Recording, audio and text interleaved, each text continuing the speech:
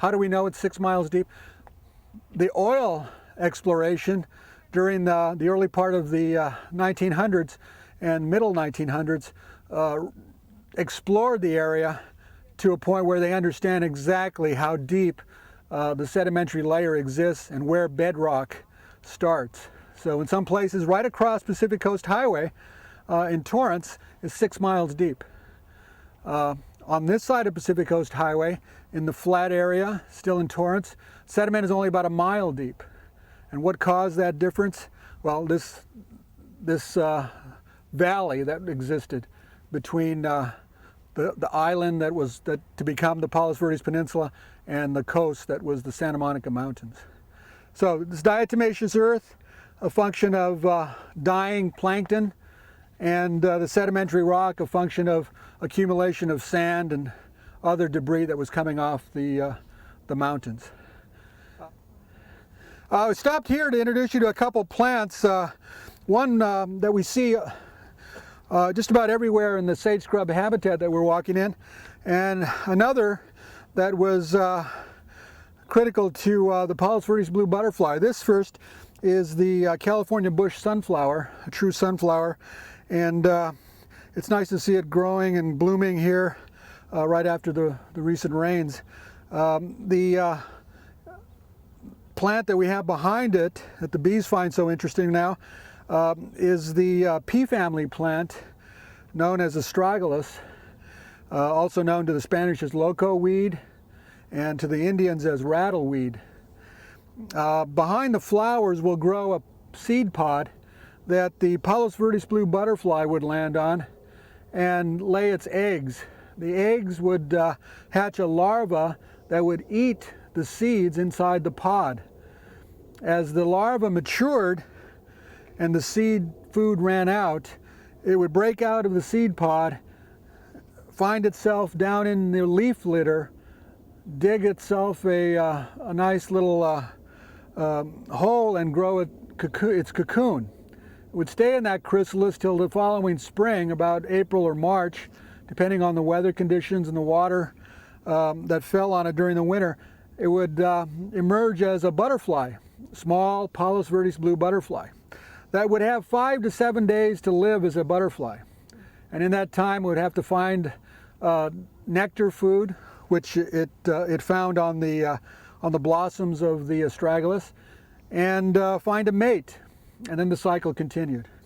The butterfly itself, if it found that the conditions were not just right, could hibernate in its cocoon for many years. And we've taken that to an advantage in that we've learned to keep those cocoons and the chrysalis in freezers and accumulate a number of these individual larva cocoons and pupa, and hopefully this next spring the Palos Verdes blue butterfly will be reintroduced to one or two of the nature preserves here on the peninsula. So this is the namesake for the coastal sage scrub habitat. This is the sagebrush, Artemisia californica, and it was pretty central not only to the habitat here, but to the Native American life. They used it from sunup to sundown. It's a very nicely perfumed plant. Let me pass some of this around. You can see the blossoms and smell a little bit of the leaves. It has a perfume that was taken advantage of by the Native American Indians in the morning when they took their saunas, their sweat bath. Before the sun came up, they'd visit the sauna and use this as an aromatic in the sauna. They found that the plant also had an analgesic and an antiseptic quality to it, so they used it as a pain reliever. They brewed a tea for ladies' cramps, for aches and pains. They used it as a poultice on wounds to keep infection away. They washed newborns' eyes with it after births to clean himself. The plant was used for food. The seeds were crushed and made into flour. The leaves were smoked. Native warriors would brush their bodies with it to take the human smell away before a hunt. It was used as a pesticide. The leaves were thrown on the floors of their homes and in their bed clothes, the bed rolls, and it kept the fleas and ticks away. So it was, I describe it as going to a drugstore, to like Rite Aid or CVS or something like that. So it was pretty all-around good plant to have. And again, key to the native scrub habitat here, the endangered bird, the California gnatcatcher, only nests in the sagebrush. So if we're careful and keep our ears open, we may hear some of those endangered birds as we walk along. The mewing sound sometimes that we hear is not a little kitten, but the gnatcatcher itself. So this is an interesting plant. This is a native grass. This is giant rye. The Native Americans used the grass to form the cover of their shelters, their homes. The Chumash called them wickiups. The Tongva called them quiche, pronounced similar to the egg and cheese pie that we eat now. The native warriors used the straight shafts as arrows to hunt birds. Back in those days, they only birds that were hunted were usually hunted around the wetland areas, and this grows very nicely around damp soil. This straight shaft was used without an arrowhead. All they had to do was knock the bird down, and then it was taken care of on the little raft that they built, the Spanish called bolsas. The ladies and the girls would collect these seeds. They would put a basket underneath, and with a stick, you see the seeds come flying off. They would collect those seeds and take them back to the village, grind them up and make them into their flour mix that they'd use to make their flatbreads that came to be known as tortillas, make them into a soup base that Spanish call atole, after the corn gruel that they found in southern Mexico. But again, a very interesting plant, the giant rye. We stopped here to take a look at this canyon. You notice, well, in my opinion, it looks very idyllic. We have a willow tree growing nicely, mule fat. There's stinging nettle down there. There's the coyote bush that's still in bloom, the white blooms here, accented by the sunlight. This area here was the old military skeet range. They had a bunker down below, we'll see as we walk around, where the clay pigeons were launched from and the shotguns were fired in this direction. But now it's been cleaned up and it's turned into a nice riparian zone, and this stream bed hopefully will allow some of these riparian plants to grow nicely. Right now it wouldn't carry any water, but the thought was that perhaps someday we'd have a recycled stream bed, water recycled through pumps and brought back up to the top and let back down again, and create a very nice stream habitat. But in its infancy here, it's not bad looking at all. And a lot of the habitat that's been introduced here is brought back along with the gnatcatcher that we heard just a little while ago. Other species that we haven't seen here in a while. A burrowing owl, which is locally very endangered, has been seen burrowing into the area around one of the buildings down there on the flat.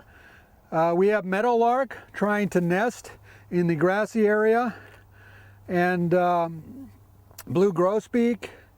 We have a lot of birds that we haven't seen really enjoying themselves here in this native habitat. Very important for those that live around here to make sure that we tell our neighbors not to let our dogs walk free. We have to have them on leash, and maybe one day soon these birds will start to lay their eggs and build nests here. So this bunker complex that we have behind us is part of the World War II era defense of the LA harbor. This complex, 16 feet of concrete, housed what was called a naval rifle, which meant that it was a big cannon, 16 inches in diameter, would launch a projectile, a bullet, weighing 2,500 pounds, would launch it 26, 27, 28 miles beyond this cannon, further than Catalina is from here. Catalina is only about 18 miles to the isthmus. Who's ever heard that song, 26 Miles Across the Sea? That song was written by a fellow that lived in Newport Beach. So it's 26 miles from Newport Beach to Avalon. But from here it's only 18 miles, 17 miles from some places on the peninsula.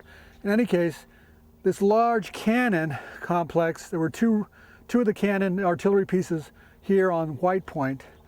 There were two planned to be built in Bolsa Chica, and between the two they would have a firing arc that would include all of the Long Beach, LA harbor, and would be able to defend against any invasion from the ocean.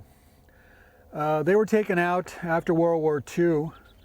These long cannon are the same type of artillery that was installed on the big battleships like the Iowa class, Wisconsin, Missouri, New Jersey, the same kind of artillery piece. Is it like the piece down over there by the American? Exactly the same barrel that was installed here and on those battleships is right there out in front of the Maritime Museum, along with a large projectile beside it. Yeah. So after the artillery was taken away, the Cold War began and the installation of the Nike base was started. One of the interesting things about this collection of artillery that was in place here was that when they practice fired these large cannon, they had to make sure that everyone in San Pedro was made aware that this was going to happen, because they found that without warning the citizens of San Pedro that they wouldn't open their windows and doors, and the concussion from the shell being fired would break windows and doors all over San Pedro. So they probably had flyers and these big megaphone trucks warning that this was going to take place. So anyway, interesting history. There are two bunkers on each side. On one side of they'd have the artillery shells, the bullets, and on the other side they'd have the black powder that would go behind it to launch it. There on the walls you see big staples in the walls. Those were for turnbuckles and ropes, because all of this was in the era before hydraulics were installed, and so they used turnbuckles and ropes to move the big shells and the powder around. It's quite interesting, quite interesting. We'll have an interpretive panel over here, I think, that shows, they may show a photo of the cannon in place. Swallows are looking for bugs, and you see above that the Redtailed Hawk. The Redtailed Hawk is primarily a rodent and reptile eater. He'll eat snakes and lizards, an occasional bird, but mostly rodents and reptiles. He's probably our largest raptor now that we don't have eagles flying around regularly. Once in a while, the cannon that was installed in these bunkers and the missile that was ready for launch that we see from here. If we take a close look at the concreted pad down below, we'll see that there are a couple of large steel doors on each side of that pad. That's the elevator doors that would open up and the missile would come up through, It would be on rails, and it would be moved left and right to those smaller pads that look like they have little traffic parking stops on them. Those little yellow pads on each